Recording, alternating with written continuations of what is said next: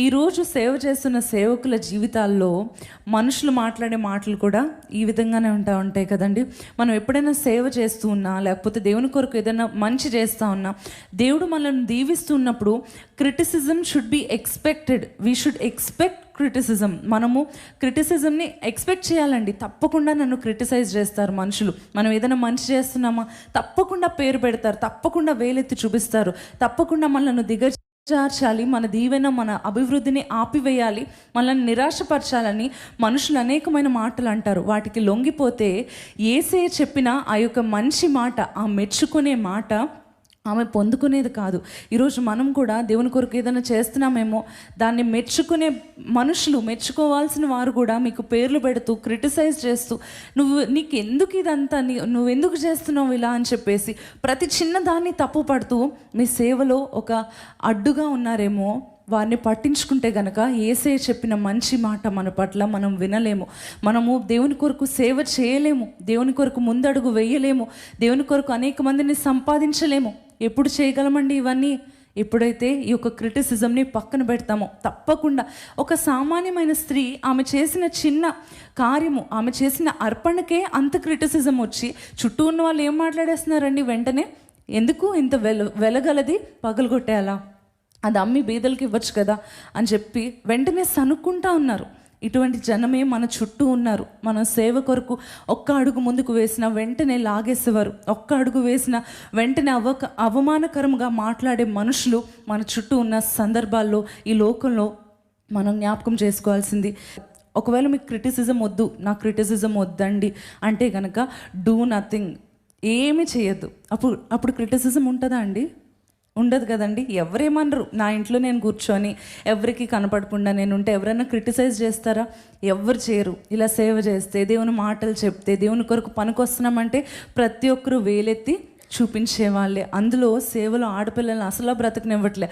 ఒకప్పుడు ఎలా ఉండేవారో, అంటే ఏమైనా డెవలప్ అయ్యామా అంటే సేవలో ఆడపిల్లలు చేయకూడదు, స్త్రీలు సేవ చేయకూడదు, లేకపోతే స్త్రీలు ముసుగు వేసుకుంటే. ఇప్పుడు వాక్యం చెప్తా ఉన్నానండి, పొద్దున్నుంచి ముసుగు వేసుకొనే ఉన్నాను, నేను వేసుకొనే వచ్చాను కదా.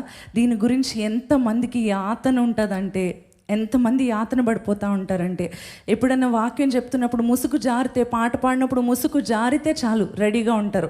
ముసుగు జారిపోయింది, ముసుగు వేసుకోలేదు. ఎంత క్విక్గా ఉంటారంటే వారికి పాట మీద దృష్టి ఉందా, వాక్యం మీద దృష్టి ఉందా, ముసుగు మీద దృష్టి ఉందా అనేది అర్థం కాదు కదండి. ఎప్పుడన్నా వాక్యం చెప్తున్నప్పుడు, ఇప్పుడు నేను మాట్లాడుతున్నప్పుడు నేను దేవుని వాక్యం పైన దృష్టి పెట్టి మీతో మాట్లాడాలా, నా ముసుగు పైన దృష్టి పెట్టి మీతో మాట్లాడాలా? దేవుడు ఏది కోరుకుంటాడు అనిపిస్తుంది? వాక్యం మీదే కదండి. నేను ఆరాధన చేస్తున్నప్పుడు కళ్ళు మూసుకొని చేతులెత్తి నా దేవుని స్తుతిస్తున్నాను. అప్పుడు నేను ముసుగు మీద నా ముసుగు అని తలుచుకోవాలా, లేకపోతే నా యేసయ్య అని నేను తలుచుకోవాలా అండి? నా యేసయ్య అని నేను తలుచుకొని నేను ఆరాధన చేయాలి. వీలైనంత వరకు మనం ముసుగు వేసుకొని ప్రార్థిస్తాం, ముసుగు వేసుకొని పాటలు పాడతాం, ముసుగు వేసుకొని ప్రవచిస్తాము. అదే జారిపోతే గనక, లేకపోతే చెప్తూ ఉన్నప్పుడు దృష్టి దేవుని వాక్యంపై నుండి ఏదో కొంచెం జారిపోతే, లేకపోతే వేసుకోవడం మర్చిపోయి వచ్చారేమో, ఏ పరిస్థితితో అర్థం చేసుకోకుండా ఎంత అసహ్యముగా స్త్రీలను, దైవజనురాలైన అభిషిక్తురాలైన స్త్రీలను ఎంత అసహ్యంగా మాట్లాడేవారు ఉన్నారండి. ఈరోజు నేను బలపడి ఇలా నిలబడ్డాను, కానీ స్టార్టింగ్లో నేను మాటల్లో చెప్పలేను నా పరిస్థితి. నేను చచ్చిపోయినా బాగుండు అని చెప్పి, ప్రవ్వా నన్ను తీసుకెళ్ళిపో, నేను చచ్చిపోతాను ప్రవ్వా, నీ సేవ నేను చేయలేనయ్యా. ఎందుకు ఇలా మాట్లాడుతున్నారు? ఎందుకంటే చిన్న చిన్న మాటలు కాదండి. కొంతమంది డబ్బులు ఇచ్చి మరి నా పైన వీడియోస్ చేపిస్తూ భయంకరంగా, చాలా అసహ్యంగా, చాలా నీచంగా దిగజార్చి మాట్లాడుతూ, కొంతమంది అసభ్యంగా తయారైన అమ్మాయిల ఫోటోలు పెట్టి ఇటువంటి విధంగా తయారవుతున్నారని చెప్పి సేవ చేస్తున్న నాపై వీడియోస్ చేయించినప్పుడు నేను ఎంత కృంగిపోయానో నేను మాటల్లో చెప్పలేనండి. నేను మమ్మీ డాడీకి కూడా చెప్పలేక వాళ్ళు కూడా బాధపడుతున్నారు. అప్పటికే వారు బాధలో ఉన్నారు. నా పరిస్థితి ఏంటి? ఎందుకు బ్రతికుండడం ప్రవ్వా? చక్కగా నేను చదువుకుంటే, చక్కగా మంచి జాబ్ చేసుకొని నేను కూడా అందరిలాగా పేరు పెట్టుకునే ఇది రాదు కదా ప్రవ్వా. మనుషులు ఇంత అసభ్యకరంగా నా గురించి, కొంతమంది సేవకులు అనబడిన వారు, సేవకులని పేరు పెట్టుకొని అసభ్యకరంగా నా గురించి మాట్లాడుతూ ఉన్నారు. నా తల్లిదండ్రుల హృదయం పగిలిపోతుంది. అయిపోతా ఉంది ప్రభా, నేను తట్టుకోలేకపోతున్నానయ్యా అని చెప్పి కన్నీటితో నేను సేవ మానేద్దాం అనుకునే పరిస్థితికి తీసుకొని వచ్చేసారండి. ఆ సమయంలో పరిశుద్ధాత్మ దేవుడు బలపరచి నా తల్లిదండ్రులను నన్ను బలపరచి మరి తగిన వారికి తగిన శిక్ష, మరి మనం కూడా పెద్ద ఎక్కువ ఇన్వాల్వ్ అవ్వకుండానే బయట వారిని శిక్షించే విధంగా దేవుడు ఇది చేసాడనమాట, ముందడుగు వేయించాడు. నేను అనుకున్నాను ఒకరోజు ఇలానే అండి, భయంకరంగా నా పిక్చర్స్ని ఎడిట్ చేసి నాకు పంపించి నన్ను థ్రెటన్ చేస్తూ ఉన్నారనమాట. థ్రెటన్ చేస్తూ ఉన్నప్పుడు ఆ నైట్ అరౌండ్ 2 o'clock అయినట్టుంది. నేను కొయిర్ వీళ్ళందరూ కూడా అప్పటి వరకు ప్రాక్టీస్ చేసి పాడుకొని ఇంకా పడుకున్న టైంలో నాకు ఒక మెసేజ్ వచ్చింది. ఆ మెసేజ్ చూసి నేను బోర్మని ఏడుస్తూ ఉన్నాను అనమాట. ఎవరైనా అలా చూసుకుంటే ఎలా ఉంటుందండి వారి పరిస్థితి కదా. ఏం తప్పు చేశాను నేను ఏ తప్పు చేశానని ఇంత అసహ్యంగా చేయాలి అని చెప్పేసి ఏడుస్తూ ఉంటే వీళ్ళు అడుగుతున్నారు, అక్క ఏమైంది అక్క, ఏం చెప్పలేకపోతున్నాను, నేను ఇంకా బ్రతకడం వేస్ట్ అనే ఒక భావన 100% నాలో కలిగి, ప్రవ్వా ఇప్పుడే నువ్వు చంపేస్తావా, నేనే చచ్చిపోనా అని చెప్పి దేవునిపైనే ఇదైపోయే పరిస్థితికి నేను వచ్చేసానండి. ఆ రోజు ఉదయం 5 గంటలకి ఒక డెసిషన్ తీసుకున్నాం. అదేంటంటే నేను అనుకున్నాను, నేను ఒక 2-3 years US వెళ్ళిపోయి చదువుకొని దేవుని సేవ అక్కడి నుంచి చేస్తాను. అంటే వీడియోస్ ఏవో పెట్టడమో లేకపోతే ఏదో చేస్తాను. ఇక్కడ నన్ను ఇంత భయంకరంగా వేధిస్తూ ఉన్నారు కదా, అక్కడికి వెళ్ళిపోతే నేను ప్రశాంతంగా సేవ చేసుకొని లేకపోతే చదువుకొని కొన్నేళ్ళకి మళ్ళీ వచ్చి కనిపిస్తాను, నా దేవుని సేవ చేస్తాను అని చెప్పి నేను అనుకున్నానండి ఉదయం 5 గంటలకి. అయితే సైలెంట్గా వెళ్ళిపోతేనే సేఫ్, అంటే కొన్ని థ్రెట్స్ కూడా ఉన్నాయన్నమాట. అయితే ఈ యొక్క థ్రెట్స్ అన్నిటి మధ్యలో నన్ను చంపేయాలని కూడా ట్రై చేశారని తెలియగానే ఇంక ఉండి అసలు ప్రాబ్లం కదా, అందుకనే ఇంకా ఈ థ్రెట్స్ అన్నిటి మధ్యలో ఎవరికి చెప్పకుండా వెళ్ళిపోవడం బెటర్ అని చెప్పేసి అన్ని ప్రిపరేషన్స్ చేసుకుంటూ ఉంటే ఆ రోజు నైట్ అండి ఒక మమ్మీ వచ్చి నా డోర్ కొట్టారనమాట.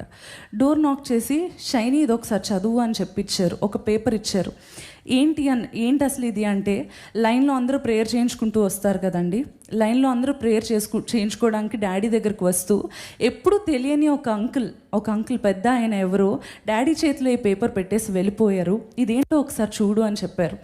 నేను ఆ రూమ్లో ఇప్పటికీ నా దగ్గర పిక్చర్ ఉందండి, ఆ రూమ్లో ఆ పేపర్ని నేను ఓపెన్ చేసి చదువుతూ ఉంటే శ్రేష్ఠ తల్లిని గురించి పరిశుద్ధాత్మ దేవుడు నాకు ఈరోజు ఉదయం 5 గంటలకు మాట్లాడిన మాట అని చెప్పి, ఆయన ఎవరో అండి, నేను 5 గంటలకి డిసైడ్ అయ్యాను, ఆయన 5 గంటలకి మాట విన్నారంట. అయితే రాసిన మాట ఏంటి అంటే, నువ్వు సేవ చేయడము మానివేయకూడదు, దేవుడు నిన్ను బలముగా అనేక కోట్ల మందికి దీవెనగా దేవుడు నిన్ను వాడుకోబోతున్నాడు అని చెప్పి, హల్లెలూయా దేవునికి మహిమ కలుగును గాక అని చెప్పి ఆయన రాశారండి. నువ్వు పాటలు పాడడం మానకూడదు, నువ్వు వాక్యం చెప్పడం మానకూడదని. మరలా దేవుడు నాకు ఏ వాగ్దానం ఫస్ట్లో ఇచ్చాడో, గర్భంలో రూపింపబడక ముందే నేను నిన్ను నియమించాను, నేను చెప్పిన ప్రతి మాటను వెళ్ళి చెప్పాలి అని ఆ మాట ఆయన రాసి ఆ పేపర్ని డాడీ చేతిలో ఎవరో అండి, నేను అనుకుంటున్నాను ఈరోజు కూడా నా దేవుడే అతన్ని పంపించి తన సేవ నన్ను చేయాలనే ప్రణాళిక మరలా నెరవేర్చుకుంటున్నాడు. హల్లెలూయా హల్లెలూయా. ఆ రోజు ఆ లెటర్ చూసి అంతే తీసిన బ్యాగ్స్ అన్నీ లోపల పెట్టేసా. చెప్పలేనంత సంతోషం, కష్టాలన్నీ మర్చిపోయానండి. నా దేవుడు తన సేవలో నన్ను నిలబెట్టుకుంటాడు, ఎవరేమనుకుంటే ఈరోజు నుంచి నేను పట్టించుకోను అని చెప్పి ఆ రోజు నుంచి ఎంతమంది ఎన్నన్నా సరే ఒకటే, ఏంటండి దులిపేసుకోవడం, అంతే కదా. ఏది చేసినా అంటారు తప్పకుండా కదా. మనం కూర్చుంటే ఒకరికి బాధ, నుంచుంటే ఒకరికి బాధ, ముసుగు వేసుకుంటే ఒకరికి బాధ, తీసేస్తే ఒకరికి బాధ. ఎంత టార్చర్లోకి వెళ్ళిపోయారంటే క్రిస్టియన్ ఎక్స్ట్రీమిస్ట్స్ ఉన్నారండి, వాళ్ళు ఏ విధంగా తయారయ్యారంటే, ముసుగు వేసుకున్నాం ఓకే అండి, కొంతమంది ఒక ఆయన కామెంట్ పెట్టాడు, నాకు నవ్వొచ్చింది, ఏంటి ఇలా ఇంత దృష్టి ఏంటి వీళ్ళకి దీని మీద అని చెప్పి. ఏమనంటే, మీరు ముసుగు వేసుకున్నప్పుడు మీ చీర చెంగును వేసుకోవాలి, విడిగా చున్నీ వేసుకోవడం ఏంటి అంటే, మీరు అసలు వాక్యం వింటున్నారా, మీరు అసలు పాటలు వింటున్నారా, దేవుని స్తుతిస్తున్నారా, లేకపోతే ఇదే పనా అని చెప్పి నేను అనుకున్నాను. అలా మనం ముసుగు వేసుకున్నా సరే ఏ విధంగా వేసుకోవాలో, ఏ కలర్ వేసుకోవాలో, లేకపోతే ఎక్కడి వరకు వేసుకోవాలో కూడా వాళ్ళే చెప్తారు. అందుకనే మనం ఏం చేయాలంటే, దేవుని వాక్యముతో పరిశుద్ధాత్మ దేవుడు మనల్ని నడిపించే కొద్దీ మనం ప్రవర్తించాలి. దేవుని వాక్యముతో అలైన్ అయ్యేటట్టు మనం జీవించాలి. దేవుని వాక్యం చెప్పినట్లుగా జీవిస్తే సరిపోతుంది. దేవుని వాక్యం ఏమైనా చెప్తుంది, మీరు ప్రార్థించినప్పుడు, ప్రవచించినప్పుడు ముసుగు వేసుకోవాలి అని దేవుని వాక్యం చెప్తా ఉందండి. అయినా సరే మనము దేవుని గౌరవించడానికి భక్తితో ఏం చేస్తున్నాం, పాటలప్పుడు కూడా లేకపోతే బయటకు వెళ్ళినప్పుడు కూడా ఎక్కడైనా ప్రార్థన చేయగానే ముసుగు వేసుకుంటా ఉన్నాం. కొంతమంది ఎంత ఎక్స్పెక్టేషన్స్ అంటే, భోజనం చేస్తూ ఏదో వీడియో పెట్టుకున్నామండి, దాని ముందు ప్రేయర్ది ఏదో అంతే కామెంట్స్లో పెట్టేశారు. భోజనం చేసేటప్పుడు కూడా ప్రార్థన చేసినప్పుడు కూడా ముసుగేసుకోవాలి. భోజనం చేసేటప్పుడు ఎలా అండి, ఇంట్లో నైట్ డ్రెస్ వేసుకొని ఉంటాం కదండి. భోజనం చేసేటప్పుడు ఏం చేయాలి, అలా ప్రార్థించినా దేవుడు యాక్సెప్ట్ చేస్తాడు. దేవుడు ఏమంటాడు, నువ్వు ముసుగేసుకోలేదు, నీ ప్రార్థన నేను విన్ను అంటాడా అండి? అన్నాడండి. మనకు వీలైనంత వరకు దేవుని మహిమార్థమై దేవుని వాక్యము ప్రకారము మనం ఏం చేయాలి, ముసుగు అనేది తప్పకుండా వేసుకోవాలి. కానీ ఇన్ అన్ఫోర్సీన్ సర్కమ్స్టెన్సెస్, మనం అనుకోని పరిస్థితుల్లో మనం మర్చిపోవడమో లేకపోతే ఏదైనా జరిగినప్పుడు లేకపోతే బయటకు పెళ్ళిళ్ళకో ఎక్కడికో వెళ్ళినప్పుడు వీలు కాదు కాబట్టి ఏం చేస్తామండి, మర్చిపోయినా దాన్ని దేవుడు తప్పుగా ఎంచడు అని నేను చెప్పగలుగుతాను. అయితే ఒక ముసుగు విషయమే కానీ, ఒక జ్యువెలరీ విషయమే కానీ, ఒక చేతిలో పట్టుకునే బైబిల్ విషయమే కాదు. రీసెంట్గా మీరు అందరూ ఎంగేజ్మెంట్ చూసారండి ఎంగేజ్మెంట్ వీడియో చూసే ఉంటారు కదండి. అందులో నేను చక్కగా బైబిల్ పట్టుకొని వచ్చాను.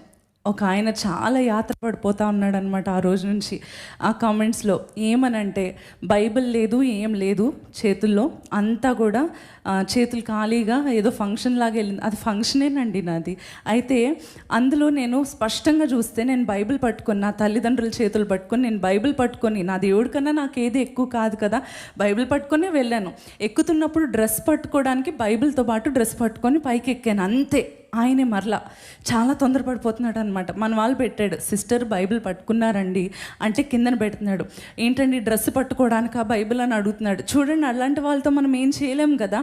వాళ్ళు ఏది చేసినా తప్పుగానే ఎంచుతారు. అలా ప్రతి విషయాల్ని కూడా ఏదోటి అంటారు. పెళ్లి కొడుకునైతే నాన్న మాటలు ఏమని అంటున్నారంటే, తను నార్మల్గా వాక్యం చెప్తూ ఉన్నప్పుడు వెస్టర్న్ క్లోత్స్ వేసుకున్నప్పుడు అలా కింద కామెంట్స్లో పెడతా ఉన్నారనమాట. ఏమని, మీరు వెస్టర్న్ తెల్ల వాళ్ళది వేసుకుంటున్నారు, వెస్టర్న్ వేసుకుంటున్నారు అని చెప్పి. మొన్నేమో ఎంగేజ్మెంట్లో ట్రెడిషనల్గా మన భారతీయ సాంప్రదాయాన్ని గౌరవించి వేసుకునే బట్టలకి మీరేమో అన్యుల్లా వేసుకుంటున్నారండి. ఏం వేసుకోవాలండి కదా. అలా మనం ఏది వేసుకున్నా సరే ఏదోటి అంటారు. నేను బ్లాక్ వేసుకుంటే, ఈరోజు నాకు కమెంట్స్ స్టార్ట్ చేస్తారనమాట, బ్లాక్ వేసుకుంటే అది సాతాను రంగు, మీరు వేసుకోకూడదు. మనల్ని సృష్టించింది ఎవరండి? దేవుడే. మన జుట్టును సృష్టించింది ఎవరండి? మరి ఎందుకండి సాతాను రంగు వేశాడు? లేదు కదా. దేవుడే అన్ని రంగులను, ప్రతి దాన్ని, ఈ సృష్టిలో చూస్తున్న ప్రతి రంగును దేవుడే సృష్టించాడు. అది ఏదైనా వేసుకోవచ్చు. నేను రాజాది రాజు కుమార్తెను, నేను బెగ్గర్లా తయారవ్వకూడదు. మీరు రాజాది రాజు కుమార్తెలు, మీరు ఎలా తయారవ్వాలండి? ఆయన కుమారునిలా వీఆర్ రిప్రజెంటింగ్ హిమ్. నా తండ్రి పలానా అని చెప్పుకొని, నా తండ్రి మినిస్టర్ అండి అని చెప్పి మనం షార్ట్లు వేసుకొని బయట అడుక్కునే వాళ్ళ తిరిగితే ఎలా ఉంటుందండి? అలా బాగోదు కదా. దేవుడిచ్చిన దాంట్లో బెస్ట్ అన్నమాట. అంటే గొప్పగా వేసుకోవాలి, మిక్కిలు విలువగల వేసుకోవాలి అనేది కంపల్సరీ కాదు, అనేది సరి అయింది కాదు. కానీ దేవుడిచ్చిన దాంట్లో బెస్ట్ మనం వేసుకొని, నా దేవుని కొరకు ఆయన ఇచ్చిన రూపాన్ని నేను కాపాడుకుంటాను, ఆయన ఇచ్చిన ఈ యొక్క స్తోమత ఏంటి, రాజాది రాజు యొక్క కుమార్తెను నేను ఇది కాపాడుకుంటాను, ఈ లోకంలో టీవీగా నడుస్తాను అని చెప్పి మనము దేవుని పిల్లలముగా చక్కగా తయారవ్వచ్చు. కొంతమంది దాన్ని మార్చేస్తున్నారు కదా. అయితే ఇవన్నీ కొట్టివేసి మీరు ఏది చేస్తున్నా సరే, దేవుని మహిమ కొరకు నేను నిలబడ్డాను ఇక్కడ, నా దేవుని మహిమ కొరకు నేను సేవ చేస్తున్నాను, మిగతా అంతా నాకు అనవసరం అని చెప్పి దేవుని మహిమ కొరకు దేవుడు ఏదైనా సరి